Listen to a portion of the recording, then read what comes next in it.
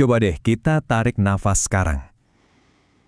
Pernah kepikiran nggak, apa aja sih yang sebenarnya ikut masuk ke paru-paru kita? Terutama pas lagi di dalam ruangan? Kelihatannya sih bersih-bersih aja ya kan? Tapi, di balik udara yang jernih itu, ada dunia lain yang nggak kelihatan. Nah, untungnya ada loh buku panduan atau standar yang dibuat khusus buat mastiin udara di dalam ruangan itu aman dan sehat. Yuk kita bedah bareng-bareng standar ini. Oke, ini dia rute kita hari ini. Pertama, kita kenalan dulu sama musuh tak kasat mata di udara, terus kita masuk ke standar-standar utamanya. Kita juga bakal lihat gimana cara paling efektif buat ngusir udara kotor, dan kita singgung sedikit soal standar tambahan buat kondisi darurat. Nggak lupa, kita akan belajar cara ngitungnya. Dan yang paling penting, kenapa semua ini jadi krusial banget buat kita semua. Sip, kita mulai dari bagian pertama. Mari kita bongkar, isinya apa aja sih udara yang kita hirup di dalam ruangan ini? Angkanya bikin kaget ya, 90%. Itu artinya, kualitas udara di tempat kerja, di sekolah, bahkan di rumah kita sendiri, punya pengaruh yang luar biasa besar buat kesehatan. Jadi, apa aja sih yang ada di dalam ramuan udara yang kita hirup tiap hari ini? Jadi, udara di dalam ruangan itu kayak sup campur aduk.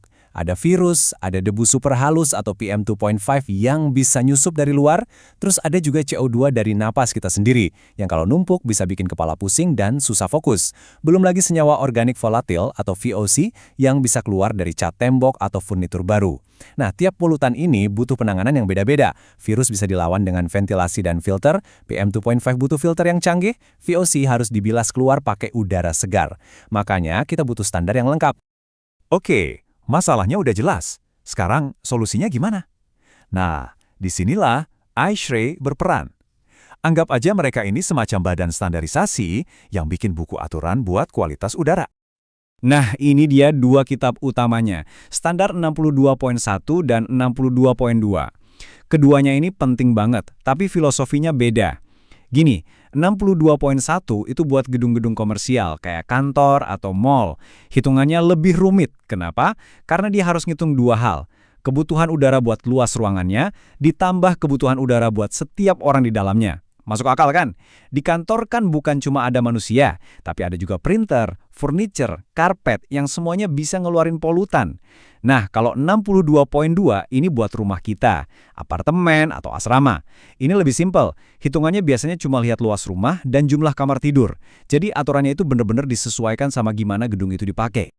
Ada satu prinsip penting dalam menjaga kualitas udara, jangan biarkan polusi menyebar.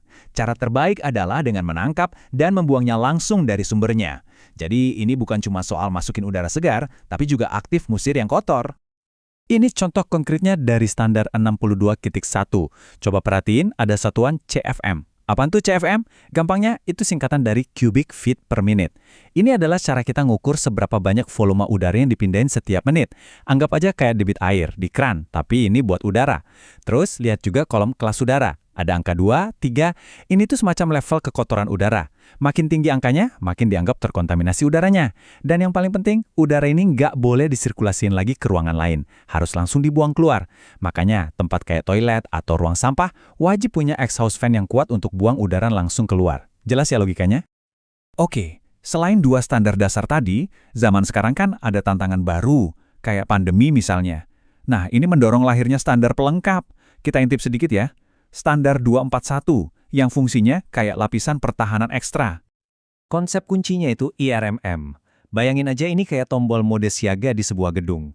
Pas lagi ada wabah atau resiko kesehatan publik meningkat, sistem ventilasi bisa di-upgrade ke mode ini buat ngasih perlindungan ekstra. Jadi nggak perlu jalan di level maksimum terus-terusan, lebih efisien. Ini soal kesiapsiagaan. Kutipan ini nunjukin kalau semua ini ada dasar sains dan engineeringnya. Kuncinya ada di 3 lapis pertahanan. Pertama, perbanyak udara segar buat mengencarkan polutan. Kedua, saring udaranya pakai filter yang lebih bagus. Dan ketiga, bunuh patogen yang tersisa di udara, misalnya pakai sinar UV. Oke, teori-teorinya udah. Sekarang gimana caranya nerjemahin ini semua jadi angka? Yuk kita lihat contoh singkat perhitungannya. Standar tambahan seperti 241 ini punya metrik yang namanya aliran udara bersih ekuivalen atau ECI. Ini target udara bersih per orang. Coba lihat deh, gym, di mana orang napasnya lebih berat, butuh udara bersih per orangnya lebih dari 2 kali lipat dibandingin kantor. Logis kan? Yuk, kita pakai contoh ruang kelas buat studi kasus. Jadi, untuk sebuah ruang kelas, targetnya adalah menyediakan 40 CFM udara bersih ekuivalen untuk setiap orang yang ada di dalamnya saat mode siaga diaktifkan. Cara hitungnya jadi gampang banget, tinggal ambil targetnya, yaitu 40 untuk ruang kelas, terus kalikan dengan jumlah orang di dalam. Misalnya ada 20 siswa di kelas, berarti 40 dikali 20 hasilnya 800 CFM. Nah, itulah total target aliran udara bersih yang harus dicapai ruangan itu. Simple! Nah, ini bagian paling kerennya. Kata kuncinya adalah ekuivalen. Artinya, buat mencapai target 800 CFM tadi, caranya bisa macam-macam. Bisa dengan nambahin pasokan udara segar dari luar, bisa dengan ganti filter AC jadi lebih canggih, atau bisa juga dengan nambahin alat pembersih udara portable di dalam ruangan. Fleksibilitas ini bikin tiap gedung bisa cari cara yang paling pas dan efisien buat mereka. Oke, kita udah bahas banyak detail teknis. Sekarang, mari kita lihat gambaran besarnya. Jadi, apa sih arti semua ini buat kita sehari-hari? Intinya adalah ini. Standar-standar ini bukan cuma sekumpulan aturan yang ribet. Ini adalah resep untuk mengubah fungsi gedung. Dari yang tadinya cuma tempat berteduh, menjadi alat yang aktif melindungi kesehatan kita. Ini adalah pergeseran fokus dari sekedar biar nggak panas dingin, menjadi biar kita semua sehat. Dan sebagai penutup, coba kita renungkan ini. Dulu, mungkin kita nggak begitu peduli soal label hemat energi. Sekarang, jadi pertimbangan utama. Mungkin nggak sih beberapa tahun lagi kita nggak akan mau beli atau sewa rumah atau kantor sebelum nanya, di sini udaranya sebersih apa? Ada buktinya. Masa depan gedung yang lebih sehat benar-benar dimulai dari sekarang.